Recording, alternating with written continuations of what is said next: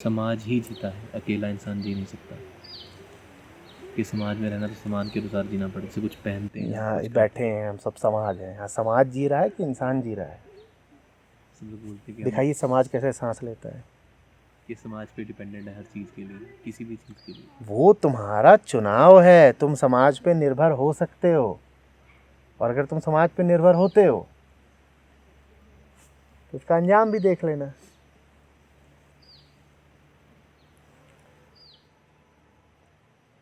कौन सा धर्म ग्रंथ कहता है कि परमात्मा ने समाज बनाया? हमने तो यही पढ़ा था कि उसने इंसान बनाया। या ऐसा है कि परमात्मा ने समाज बनाया? क्या बनाया था? इंसान बनाया था भाई। हमने तो नहीं सुना कि कोई उपनिषद बताता हो कि समाज को मोक्ष कैसे मिलता है।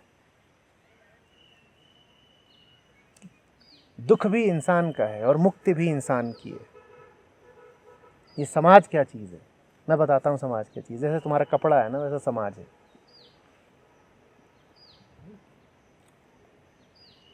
तुम्हारा निर्माण है समाज।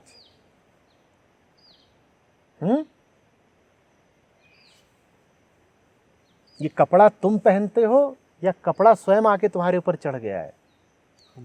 तुम पहनते हो, और तुम उसे पहनते हो तुम्हारी सुविधा की खातिर। कपड़ा तुम्हारे लिए है, तुम कपड़े के लिए नहीं हो। जो कुछ भी तुम निर्मित करते हो वो तुम्हारे लिए होता है, तुम उसके लिए नहीं होते। मनुष्य ने समाज निर्मित किया है, लेकिन खेद की बात यह है कि हम वहां पहुंच गए हैं जहां समाज मनुष्य को निर्मित करने लगा है। आज बहुत लोग हैं जो परमात्मा से ज्यादा समाज का निर्माण है, और ऐसे लोग कहलाने के फिर काबिल नहीं। कपड़ा इसलिए होना चाहिए ना कि तुम्हारे उद्देश्यों की पूर्ति हो सके, या तुम इसलिए होने चाहिए कि कपड़े के उद्देश्यों की पूर्ति हो सके। पर आज गौर से देखो, इंसान इसलिए है ताकि कपड़े के उद्देश्यों की पूर्ति हो सके। हम अपने ही निर्माण के गुलाम हो गए हैं। हमारी ही निर्मित हमारे सर चढ़ के बोल रही है। ऐसा होने मत दो।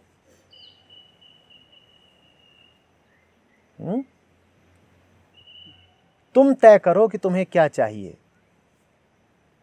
और फिर रचो ऐसा समाज जो तुम्हारे उद्देश्यों की पूर्ति में सहायक हो। तुम गौर से देखो कि तुम्हें क्या चाहिए, और अगर ये गौर से देख लोगे तो अपने आप तुम्हारे आसपास जो समाज है वो बदलने लगेगा। क्योंकि समाज भी एक थोड़ा ही होता है, अनंत समाज है। जैसे तुम हो वैसा तुम अपना समाज चुन लेते हो। तुम ठीक होने लग जाओ, तुम्हारे इर्द गिर्द जो दुनिया बदलने लग जाएगी।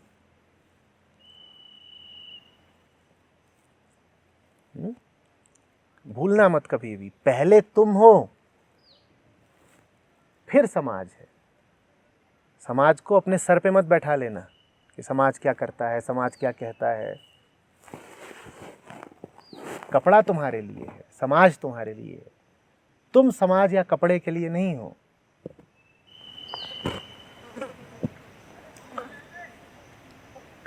महंगी गाड़ियाँ ऐसे बिकती हैं, स्टेटस सिंबल। शादी भी तो ऐसी होती है।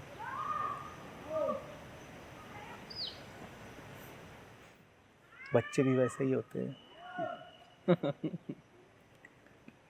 इसका मतलब दुनिया की बहुत सारी जनसंख्या ऐसे ही होती है। की वजह से है। प्रेम से नहीं आती, वो समाज से आती है। जिसने भी कहा था कि मनुष्य एक सामाजिक प्राणी है, वो लग रहा है जीतता ही जा रहा है। सामाजिक पशु है, सोशल एनिमल। हम सामाजिक भी हैं और पशु भी हैं। डार्विन ने कहा था। पर अगर वो जीतता जा रहा है तो ये बहुत खेद की बात है।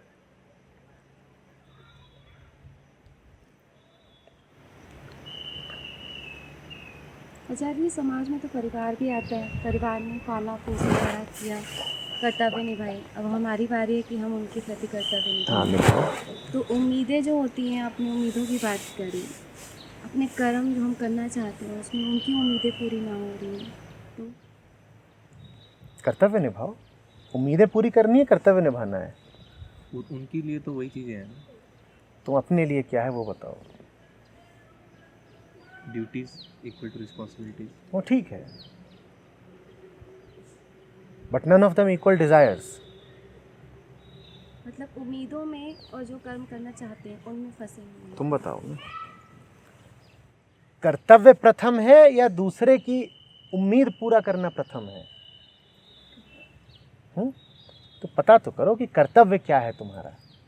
परिवार को खुश रखना। जब तुम छोटे थे, कह रहे हो तुम्हें बड़ा किया गया, तुम्हें बड़ा किया गया, तुम छोटे थे, तुम कहते थे गोलगप्पा ही खाना है, दाल चावल रोटी सब्जी नहीं, तुम्हारी उम्मीद पूरी की जाती थी? नहीं, कभी नहीं।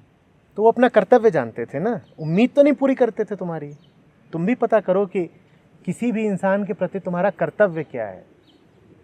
न उन्होंने तुम्हारी उम्मीद पूरी की है, न तुम उनकी उम्मीद पूरी करो।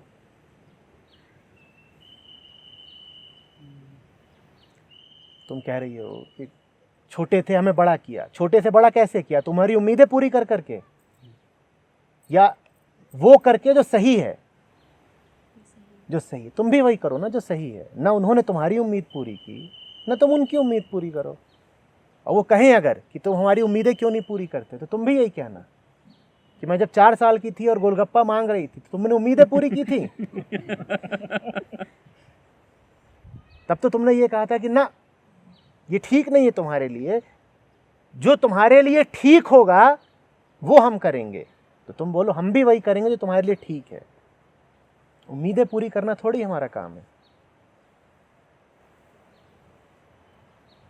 पता करो क्या ठीक है, पता करो किसी की भी भलाई कहां पर है,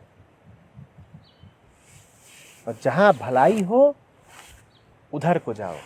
जिसका जिसमें भला होता हो, कल्याण होता हो, उसको वो दो। तुम पर कोई जिम्मेदारी नहीं है दुनिया भर की आशाएं पूरी करने की। 50 लोग तुमसे 50 तरह की आशा रखते हैं, तुम कहां तक पूरे करते रहोगे? तुम वो करो ना जो उचित है।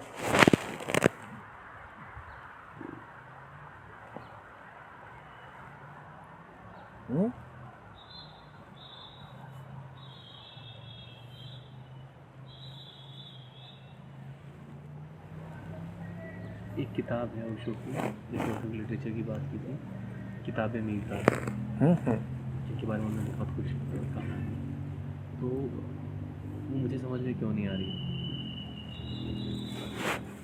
ओशो उस पर जो कुछ कह रहे हैं वो तुम्हें समझ में आ जाएगा।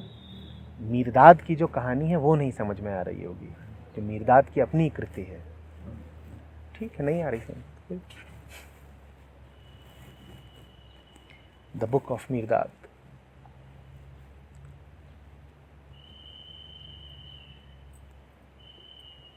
जो भी ग्रंथ समझ में आता हो तुम उसमें ही डूब जाओ। बहुत विस्तार थोड़ी चाहिए। दुनिया भर के ग्रंथ तो तुम वैसे भी नहीं पढ़ सकते, जीवन बहुत छोटा है।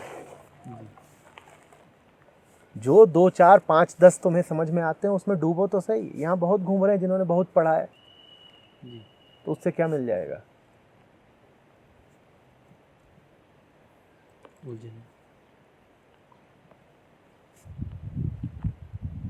एक अलफ पढ़ो, छुटकारा है। डूबना आवश्यक है ना, फिर तो बोलने भर से सब जान जाते हो। नहीं तो दुनिया भर के जितने भी ज्ञानकोश हैं, ज्ञानालय हैं, पुस्तकालय हैं, छानते रहो।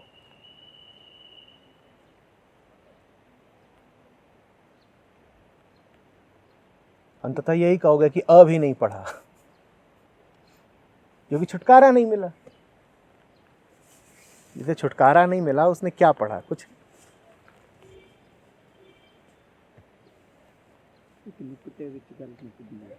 एक नुक्ता, अक्षर तो फिर भी बड़ा हो जाता है, नुक्ता। और जो इनसे भी आगे गए उन्होंने कहा है कि कुछ भी पढ़ने की जरूरत नहीं है, खत्म करो। ना अक्षर ना नुक्ता, उतना भी नहीं चाहिए।